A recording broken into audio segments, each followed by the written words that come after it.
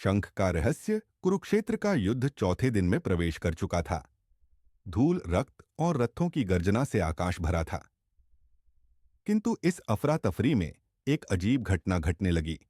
हर रात पांडवों के शिविर में एक शंख की आवाज सुनाई देती, और जैसे ही वह गूंजता, अगली सुबह पांडवों के एक श्रेष्ठ योद्धा को किसी न किसी तरह भारी नुकसान उठाना पड़ता। पहली रात शंख बजा। अगले दिन भीम का रथ का पहिया युद्ध के बीच टूट गया।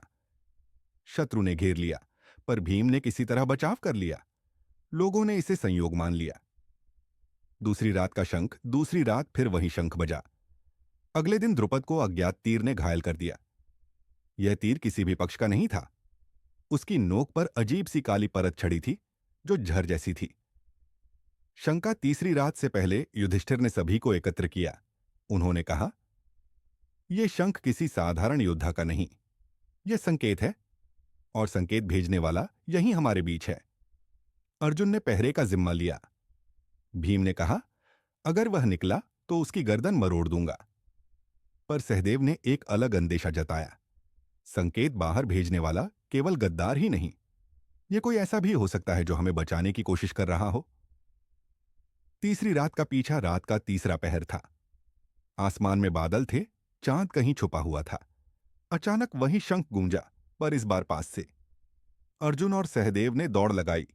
उन्होंने एक साया देखा जो काले वस्त्रों में था और जंगल की ओर जा रहा था। अर्जुन ने तीर साधा, पर सहदेव ने उसका हाथ रोक दिया।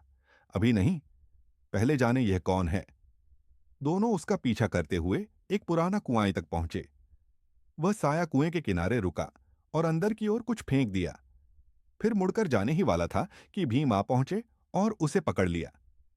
मुखौटे के पीछे का चेहरे से कपड़ा हटाया गया। सब स्तब्ध रह गए। वह विदुर थे। युधिष्ठिर ने क्रोध और हैरानी से पूछा, काका, आप हमारे शिविर में गुप्त संकेत क्यों भेज रहे थे? विदुर ने शांत स्वर में उत्तर दिया, क्योंकि तुम्हारे शिविर में एक ऐसा व्यक्ति है जो युद्ध के दौरान शत्रु को तुम्हारी योजनाएं बता रहा है। मैं हर रात शंख बजाकर कौरव शिविर में गलत सूचना भेजता था, ताकि असली गद्दार की पहचान हो सके। गद्दार की पहचान विदुर ने बताया कि कुएं में उन्होंने जो डाला था वह गुप्त पत्र था, जिसमें गलत रणनीति लिखी थी। अगर अगली सुबह कौरव उसी गलत रणनीति के अनुसार हमला करते, तो यह स्पष्ट हो जाता कि असली गद्दार वही है जो पांडव शिविर में पत्र का असली अर्थ समझकर भेज रहा था। अगले दिन कौरव सेना ने बिल्कुल वैसा ही हमला किया जैसा पत्र में लिखा था, और उस योजना के अनुसार सेना की व्यवस्था करने वाला शिखंडी था। सब चौंक गए।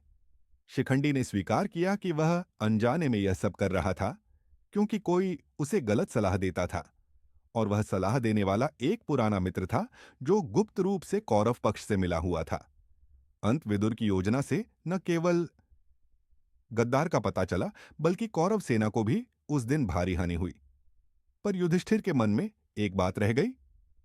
इस युद्ध में मित्र और शत्रु की पहचान करना सबसे कठिन है, और यही सबसे बड़ा खतरा है। अगर वीडियो पसंद आया है तो चैनल को सब्सक्राइब जरूर करें